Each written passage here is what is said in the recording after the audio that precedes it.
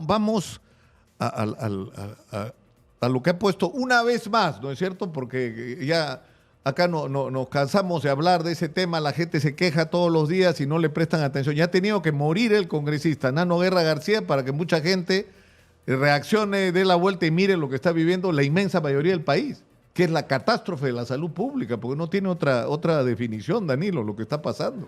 Así es, Nicolás. Esto quedó totalmente desnudado, demostrado con la epidemia que pasó, donde fuimos el país con mayor mortalidad en el mundo. Lamentablemente no hemos aprendido. Escuché en la mañana, bueno, hemos escuchado en las diferentes emisoras, radios, televisiones, etcétera, que hay déficit de médicos. Eso es totalmente demostrado. Ya no repetir en eso ya. Hay un gran déficit de médicos y más aún de médicos especialistas en todo el Perú. Lo que recomienda la Organización Mundial de la Salud es que haya más o menos 23 médicos por cada 10.000 habitantes. Aquí en Lima estamos por los 21 más o menos. En Arequipa pues, hay una buena cantidad de médicos, somos más o menos como 20. Pero en otros lugares, por ejemplo como Piura, como Madre de Dios, estamos en 9, en 7. O sea, hay un gran déficit de médicos. Y si vamos a los especialistas en sí, a los especialistas, somos aproximadamente 13.000 médicos especialistas en el MINSA, de los cuales la mitad de ellos están en Lima y Callao y la otra mitad están en las regiones. En todo el país. Exactamente. Entonces, lo que hace es, falta una gran cantidad de médicos generales y también mucho más, falta una gran cantidad de médicos especialistas. Eso lo venimos repitiendo hace muchísimo tiempo, lamentablemente se está haciendo poco por ello. Escuché en la mañana que el ministro dijo que va a hacer el Plan 1000, que va a dotar de equipos, infraestructura, más o menos a 1.000 establecimientos de salud del primer nivel de atención. Lo cual significa que si el Estado políticamente se decide, que si el MEF quiere impulsar la plata, que si los gestores de los gobiernos regionales quieren hacer, se puede hacer eso y rápidamente. ¿Por qué? Porque es dinero. Compran medicamentos, compran insumos, etcétera, lo hay. Pero lo pueden hacer ya. Con los medicamentos, ¿qué ha pasado el año pasado? ¿Quién es el encargado de la compra de medicamentos e insumos? Senares. El año pasado ha devuelto 700 millones de soles porque no ha logrado comprar lo que realmente corresponde. Este año... Pero eso es para no creerlo. O sea, devuelve 700 millones de medicamentos correspondientes al presupuesto para medicamentos que no compraste. ¿Por qué? Porque la gente no lo necesita, no, por una ineficiencia criminal. Así es, una ineficiencia criminal. Este año sí los han comprometido ya, o sea, ya está comprometido, pero todavía recién están llegando los medicamentos a los establecimientos de salud. Pero los infartos no nos esperan, pues. Los infartos están en este momento. Lo segundo es de que tenemos en este momento quién decide realmente el manejo de los establecimientos de salud en las regiones. Son los gobiernos regionales con sus direcciones regionales de salud. El año pasado han devuelto casi el 40% de su presupuesto destinado a salud. O sea, no es un presupuesto común y corriente. Más o menos el 40% del presupuesto destinado a salud es el que ha devuelto los gobiernos regionales.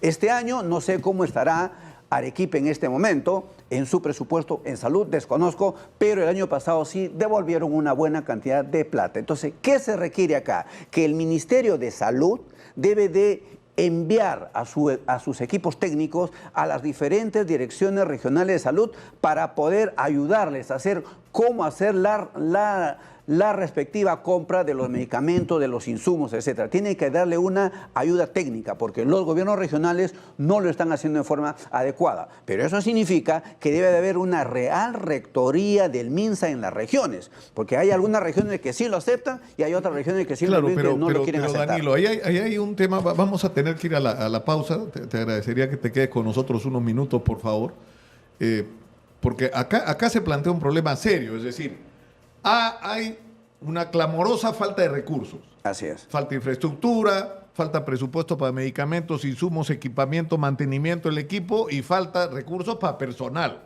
Pero también hay un problema que tú lo estás reflejando, Danilo, claramente, un problema dramático de gestión. Así es. De que el dinero que se tiene encima de que no es suficiente, no se gasta adecuadamente o incluso ni siquiera se gasta. El problema es por qué. O sea, porque quienes están a cargo no son personas que llegaron a ese lugar por meritocracia, llegaron porque, o sea, y eso es lo que uno no puede creer. Entra el gobernador regional y nombra al director regional de salud. No importa si sea bueno, si es malo, no importa si participó en la campaña, si es amigo, si es compadre, si tiene algún contacto.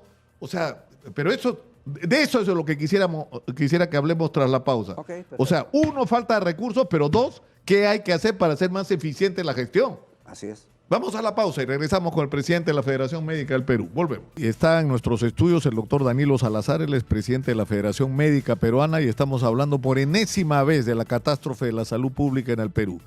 Y yo quiero empezar esta secuencia citando una nota que ha escrito Juan Carlos Tafur, donde hace dos citas, una de Pedro Cateriano, que ha recogido la cifra de que en los últimos 5 años el sector salud ha dejado de gastar la cifra increíble de 8.000 millones de soles. Es decir, 8.000 millones de soles que fueron presupuestados para gastar en salud, no se gastaron.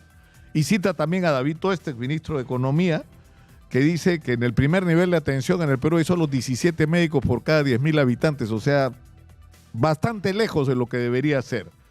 Y las cifras que ya conocemos, ¿no? O sea, el 51% de los centros de salud de primer nivel de atención no cuenta con los medicamentos esenciales.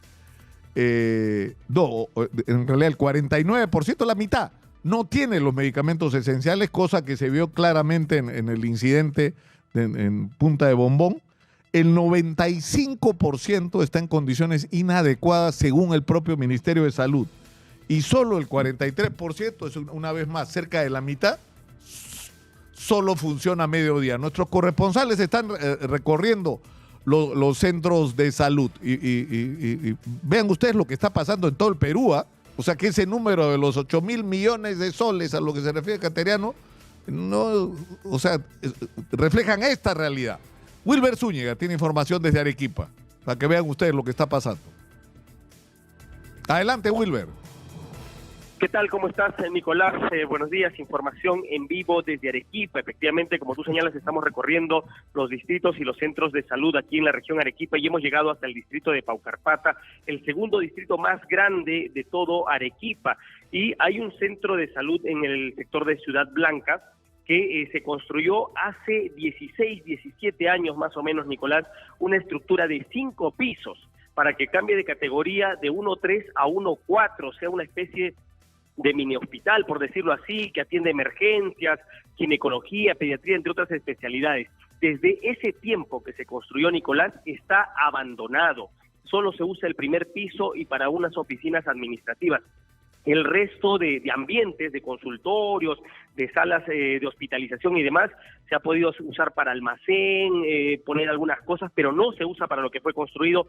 No se terminó de hacer el ascensor, no se equipó. Al final, los médicos reclaman, y justo vamos a conversar con la doctora Roxana Quequesana, que ella es jefa de esta microred, ha mandado documentos a la municipalidad, a la gerencia de salud, al gobierno regional, año tras año, Nicolás, y al final siguen ellos abandonados. Doctora Roxana, decíamos, este hospital prácticamente abandonado esos 16 años. Así es, efectivamente, son 17 años que tiene la estructura y como usted se da cuenta ya está deteriorada porque no se ha utilizado, no se ha brindado los equipos necesarios, no tenemos el ascensor desde el inicio y no podemos utilizarlo. A pesar de que el personal acá estaba apto para poder trabajar las 24 horas, sin embargo, este establecimiento, por los años que he pasado, hasta ahora no se ha hecho nada para que puedan resolverse los problemas, las adecuaciones y poder trabajar, pero usted lo ve, usted está viendo, usted es testigo. Ahora, doctor, usted me decía en algunas otras conversaciones que hemos tenido entrevistas que, por ejemplo, se está usando actualmente el centro de salud antiguo, viejo, digamos así, que es de un piso, tiene unos cuantos ambientes, incluso llegan los médicos a compartir consultorios, usted me decía, porque ya no hay espacio, ya no tienen dónde más acomodarse. Así es, efectivamente. Nosotros teníamos, hemos tenido que ver algunos ambientes de psicología aquí. ¿Por qué? Porque tenemos 2 psicólogos, pero solamente hay un consultorio para 1, pero no hay para 2, ¿no? Entonces te puede compartir el horario, vienen también ser unistas y todo eso. Lo mismo pasa, entendemos, con demás consultores, que no hay, ya quedó chico este centro de salud antiguo.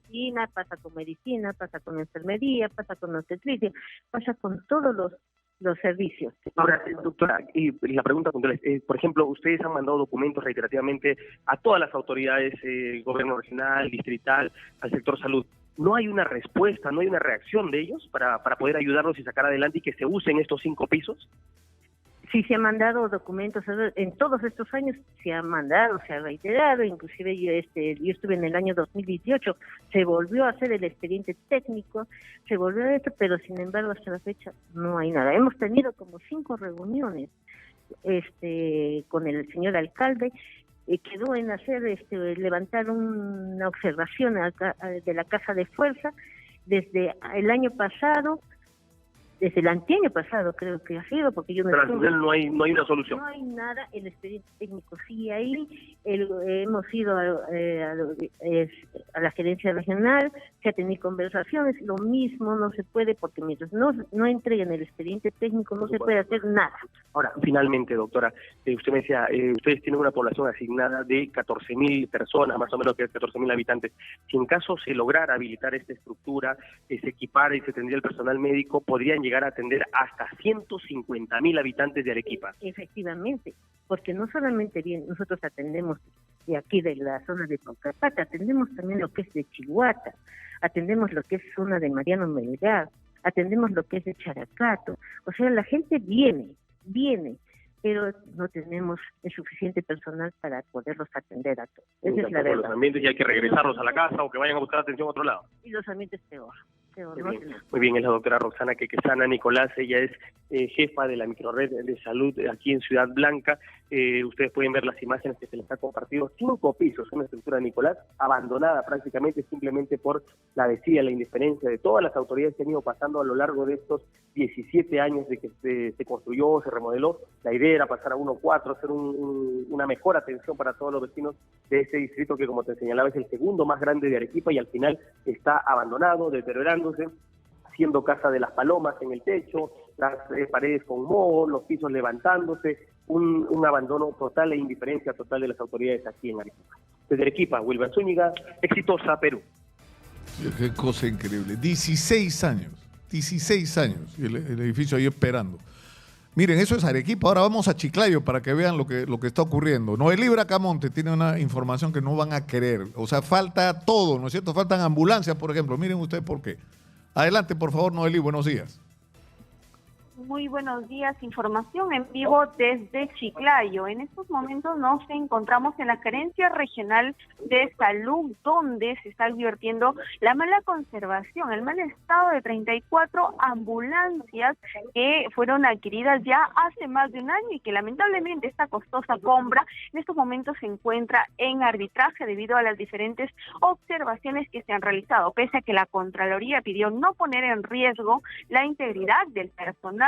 Estos vehículos lamentablemente se ha hecho caso omiso y estos vehículos continúan en el patio de la Gerencia Regional de Salud. Nosotros vamos a conversar en estos instantes con Karina Oblitas Pastor, ella es secretaria general del sindicato de la Gerencia Regional de Salud de Lambayeque. Señora Karina, buenos días, estamos en vivo para Exitosa. Coméntanos, por favor, este mal estado en el cual continúan estas 34 ambulancias que fueron adquiridas para poder ser distribuidas en los diferentes centros de salud de la región Lambayeque que más lo necesitan y brindar una atención oportuna a los pacientes. Muy buenos días con la teleaudiencia, Radio Escucha. Efectivamente, como lo indica usted, esta es una situación que ya nos aborda más de 1 año y 4 meses, que fueron unas compras que se hicieron y que lastimosamente es por una mala entrega de las ambulancias en cuestión a lo que corresponde a las características, fue observada por la Geresta y por la Contraloría y está en un arbitraje que hasta la fecha no hay resolución. Este hecho, trae que tengamos aquí en nuestro ambiente de la gerencia, en nuestro patio y accesos de entrada, apinados más de casi todas las ambulancias que se están deteriorando día a día, aunado a los problemas que nos ocasionan en caso de tener un evento, un fenómeno natural como un terremoto no tendríamos los trabajadores opciones de poder salvarnos porque no tenemos acceso a donde correr, sino que salir pues a 100 metros, que es la plataforma de la pista, ¿no? De hecho, que eso lo ha podido corroborar la Procuraduría cuando nos visitó la Fiscalía aquí en nosotros. En ese momento le hicimos a saber que más allá de venir a ver si una paralización es legal o no es legal, también tendrían que ver hechos como estos, ¿no? Que hacen hacer correr a los trabajadores en peligro. También no solamente las ambulancias, ustedes han podido percatarse hoy día que tenemos el problema de los balones de oxígeno, que también interfieren en una vía de acceso, y aún a las cosas que se están deteriorando, que se utilizan como el almacén, ¿no? Exacto. Ahora, estas ambulancias bien podrían en estos instantes quizás pues estar atendiendo oportunamente a la población, a los centros de salud que vemos que más lo necesitan, ¿no? Porque vemos que estaban destinados para zonas alejadas de la región Lambayeque también. Sin embargo, por este arbitraje que se tiene, por las observaciones que no se levantaron, que se realizaron en cierto periodo del señor Anselmo Lozano, hasta la fecha pues están en estas condiciones. Y efectivamente, estas ambulancias iban a estar de la zona de Olmos hasta lo que es toda la ciudad, pista baja, iban a apoyar en este tema de referencia para los pacientes. De ahí puede ver usted el daño que se le está haciendo a la sociedad lambayecana, porque podrían perfectamente, si hubieran estado operativos, estar dando ese servicio a la comunidad, ¿no? Es muy lastimoso, pero realmente no vemos hasta ahorita el interés tanto de la Procuraduría o, bueno, del mismo gobierno regional, que vea la celeridad de esta situación, ¿no? Para que se determine ya si es que estas ambulancias se van a recibir o en todo caso se recupera ese dinero, ¿no? Que es una inversión muy grande, ¿no? Ustedes piden que la Fiscalía pueda acelerar este proceso. Claro, que efectivamente, que ya debe tomar cartas en el asunto, ¿no? Porque como le digo, son más de año y 4 meses y es tan tedioso o penoso ver cómo un fondo invertido de esa gran magnitud y que requieren nuestro establecimiento de salud con bastante urgencia, esté aquí paralizado y deteriorándose día a día, ¿no? Muy bien, muchísimas gracias. Nicolás, esta es la información en vivo que tenemos desde Chiclayo. Para Chicos Informa, Noé Libra Camonte. Y de esto se ha hablado hasta el cansancio. O sea, tienes que separar o llevar por cuerdas separadas, como se dice, que haya arbitraje, que vaya preso el que tenga que ir, si ha habido corrupción, que lo fusilen, miren. Pero lo que no puede pasar es que las ambulancias estén ahí. Y eso está pasando no solo con ambulancias, con edificios, como el que acabamos de ver en Arequipa, 16 años. 16 años. Y estas ambulancias tiradas hace más de un año, cuando se les necesita, y se les necesitó ahora en la emergencia, cuando hubo el fenómeno del niño, y los vamos a necesitar con mayor razón. Ya se les necesita, pero cuando venga el fenómeno del niño, su requerimiento va a ser aún mayor. ¿Cómo es posible esto, doctor? Vemos estos documentales que usted nos da y realmente son cifras, son imágenes espeluznantes, vergonzosas, indignantes, lo que estamos viendo. No sé qué más nombre ponerle a todo esto. Y es lamentable que los gobiernos regionales siempre están haciendo de la suya y están nombrando a sus directores regionales de salud simplemente por un poder político, por una cuota de poder, porque le ayudó a pegar la propaganda, qué sé yo. Yo creo que se debe de una vez dar criterios para que la persona que esté encargada de ese cargo debe de cumplirlo. Y por lo tanto, el MINSA tiene que tener el rol rector sobre las regiones. No importa quién haya ganado las elecciones, ¿qué tiene que ver la política de las elecciones con la dirección de la salud pública, como en este caso? Es decir, ahí los que tienen que estar son, como usted dice, los profesionales, Así es. Los capaces de gestionar la salud pública. Ahora, en Lima, ¿cuál es la situación, Danilo? En Lima está pasando más o menos algo similar. Vemos, por ejemplo, que los establecimientos de salud muchas veces requieren recategorizarlo, como en el caso de Arequipa. Como estamos viendo, hay un hospital en Arequipa de 16 pisos que es un centro de primer nivel 1-3, que solamente funciona 12 horas, pero fácilmente eso puede funcionar 24 horas. Pero para que funcione 24 horas tienen que recategorizarlo. Y aumentarle el presupuesto. Claro. ¿Quién es el encargado de recategorizar? En las regiones es el gobierno regional. En Lima son las DIRIs. ¿ya? Entonces, ellos tienen que recategorizar. Al recategorizarlo, significa que va a venir mayor presupuesto, porque significa más insumos, más equipos, más recursos humanos. Por lo tanto, quien tiene que recategorizarlos en Lima son las DIRIs y en las regiones son los gobiernos regionales. Y quien tiene que dotar de recursos humanos necesarios y bien pagado y con buenas condiciones laborales es Papá MEF. Pero lamentable Papá MEF, le hemos pedido 1000 veces que por favor dé mayor presupuesto para el recurso humano y no lo hace. Y se le ha pedido en N oportunidades. Y la mayoría de veces, yo le pregunto a la población en general y a usted que muchas veces nos ha recibido acá, ¿alguna vez el Estado por cuenta propia ha dicho voy a incrementar el sueldo de los profesionales de la salud? Nunca. Nunca. Todo eso se ha ganado con huelga, más huelga, más huelga, más huelga. La única forma que hemos conseguido incrementar mejores condiciones laborales ha sido a través de esa vía, lamentablemente. Ahora, los ministros de salud, que ahora se creen ellos, pues líder de opinión en otros sitios, lamentablemente son culpables de todo esto lo que está pasando. No, y la respuesta que dan, por ejemplo ahora, ¿no? El ministro de Salud dice el plan 1000, se les acaba de ocurrir, Danilo. Se les acaba de ocurrir, se murió Nano Guerra, bueno, ¿qué hacemos? Ya, pues hagamos el plan 1000. O sea, lo sacan así de la manga, ¿no? Ahora, sí. Hablando con el doctor Eliseo Barrón, que trabaja en el primer nivel de atención, claro. Me decía, en Surquillo, el centro materno infantil, que es el primer nivel, es... primer nivel de atención. O sea, nivel 4. 1-4. 1-4, claro, o sea, que trabaja 24 horas al día. Pero ¿cuál es el problema? Que parte importante de la edificación ha sido declarada inhabitable por defensa civil, es decir, que lo tienen que cerrar, no pueden seguir atendiendo. Y hay centros de salud sin agua potable, hay centros de salud en un nivel de precariedad en la infraestructura, pero espantoso, ¿no? El año pasado salió un informe de Contraloría donde el 72% de los establecimientos de salud de Lima no contaban ni con agua, ni con luz, ni con internet.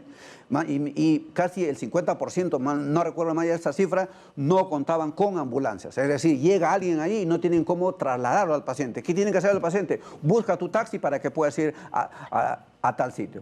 Pero en este caso ahora, es importante entonces que el MEF ponga interés en los recursos humanos. Por mucho tiempo postergado, porque para que funcione, por ejemplo, un nivel 1-3 para 1-4 se necesita por lo menos, para que haya un equipo de guardia, significa que haya 5 profesionales de la salud de cada área, es decir, 5 médicos, 5 enfermeras, 5 obstetrices, 5 tecnólogos médicos, para que funcione el equipo de guardia. De lo contrario, no va a funcionar. Pero para que funcione eso, tienen que pedir recursos. Pero cuando piden recursos, el MEF se niega a dar la plata correspondiente para contratar los recursos humanos correspondientes. Eso por un lado. Por otro lado, N veces estamos pidiendo que de una vez se dé, por ejemplo, la nivelación en los profesionales de la salud. Es decir, el de nivel 1 pasa al 2, al 3, al 4, al 5 sucesivamente. Entonces, ¿para qué? Para que aparezcan plazas de nivel 1 y ahí puedan entrar nuevos profesionales de la salud. Pero hace 12 años, 13 años que no se está dando eso.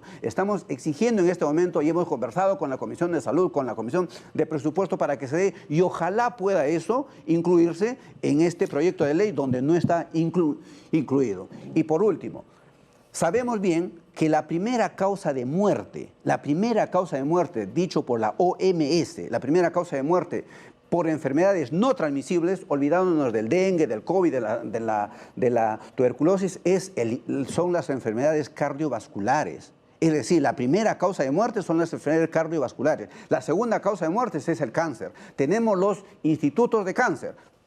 Lo aplaudimos eso, perfecto eso, pero no tenemos un solo instituto del corazón. O sea, el único instituto del corazón que hay en el Perú es INCOR, que es de salud y está en Lima. Salud y es del Ministerio de Trabajo. Y está en Lima y no hay en ningún otro sitio más del Perú. En Minsa es peor. Ni en Lima hay uno. Ya, y eso es uno. 2 es que todos los establecimientos de salud, todos los establecimientos desde el nivel 1, 1, 2, 1, 3, 1, 4, deben de contar con un coche de paro.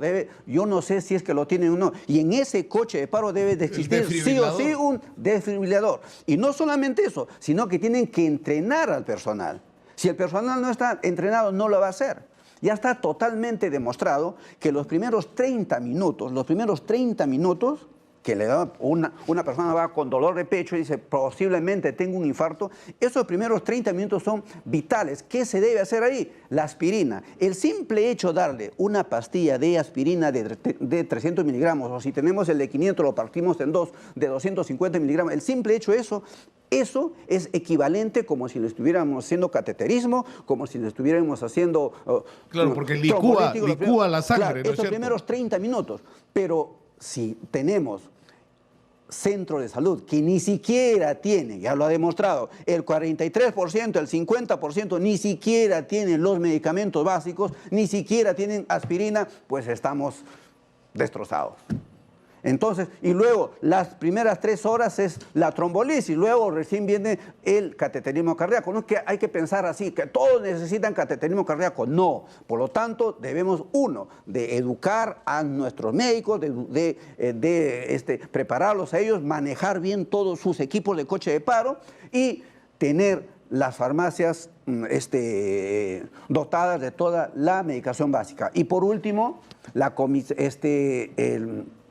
la Sociedad Peruana de Cardiología hace más de un año ha presentado un proyecto al MINSA que se llama la red de infarto. Esta red de infarto significa que si un paciente va con dolor de pecho a un centro de salud, inmediatamente se activa la red. ¿Qué significa? Que este centro de salud pequeño va a derivar a otro centro de salud de mayor complejidad para poder manejarlo. Entonces ya lo están esperando al otro lado. Si eso no mejora, entonces ya va... Claro, pero eso parte de que tengas los medicamentos para atender... Así es. ¿No es cierto? Los equipos estos los equipos para poder manejarlo. Donde está el desfibrilador, esto que, ¿no? ¿Cómo se llama? El coche de paro. El coche de paro, ¿no es cierto? Porque eso te va a permitir salvarle la vida en ese momento y dar el tiempo para trasladarlo. Pero todo, o sea, si la principal causa de muerte en el Perú son las enfermedades cardiovasculares, entonces hay que tener una estrategia para enfrentar esa situación, ¿no? Así es, pero lamentablemente... Aparte de la prevención, que ya es otra cosa, ¿no es cierto? Para lo que también tienen que servir los centros de salud, ¿no? Y aquí también llamo la atención al centro médico o consultorio médico, no sé qué es, que hay en el Congreso de la República. Yo asumo que los congresistas, que con el estrés que tienen, etcétera, todo el mundo tiene un estrés, obviamente, pero creo que si alguien ya tiene alguna sintomatología, hacer su esfuerzo. O sea, quienes van a Arequipa, ustedes tienen sus factores de riesgo. No, están bien en todo. Alguien tiene el factor de riesgo, es diabético, es hipertenso, es obeso, etcétera, etcétera. Entonces, y si tiene alguna sintomatología, previamente, ¿qué tiene que hacerle? Su test de esfuerzo. Y en el test de esfuerzo ver si hace alguna arritmia, etcétera. ¿Lo habrán hecho? ¿Se hará? ¿No se hará? No lo sé. Ahora, lo increíble es esto de los horarios, ¿no es cierto? O sea, lugares densamente poblados donde el centro de salud cierra a las 4 de la tarde. Me llamaban, hablaba... Por la gente se está quejando en relación a la situación crítica del hospital Leate, ¿no? Que está saturado, que ya no hay lugar y que como las postas atienden hasta las 4 de la tarde, te enfermas después de las 4, tienes que ir a la emergencia del hospital y ya no hay dónde entrar. Entonces... Yo le pregunto, ¿por qué no hay médicos especialistas en el nivel 1-3? Es fácil la solución. ¿Qué pasa? Nosotros como médicos especialistas ganamos lo que se llama el bono por especialidad. Ese bono por especialidad, la normativa dice que se debe pagar recién cuando alguien está en el 1-4 o en el hospital. Por lo tanto, si uno es médico especialista, por ejemplo, endocrinólogo, que tiene que ir a un nivel 1-3 para captar pacientes obesos, hipertensos, que tienen colesterol alto, etcétera, nadie quiere ir ahí. ¿Por qué? Porque no le van a pagar su bono de especialista. El simple hecho de decir, vamos a pagar bono de especialistas a todos y incentivar para que el colega médico vaya al primer nivel de atención, eso es formidable, pero lamentablemente no lo están haciendo. Le hemos pedido N veces que por favor cambien el simple hecho de decir, en vez de decir 1-4, pongan 1-3 y se acabó el asunto, pero nadie quiere ir. Entonces se va a poblar más los 1-4 y no los 1-3. Muchas gracias al doctor Danilo Salazar, presidente de la Federación Médica del Perú.